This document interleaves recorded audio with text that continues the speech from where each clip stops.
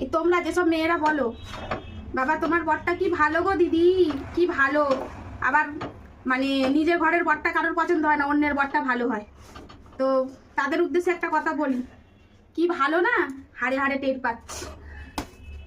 অন্যের বরটা সবারই ভালো লাগে।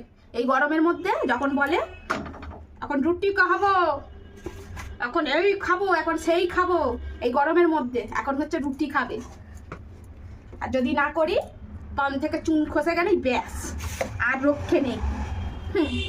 একেবারে আমার বাবা মা গোষ্ঠী উদ্ধার করে ছেড়ে দেবে।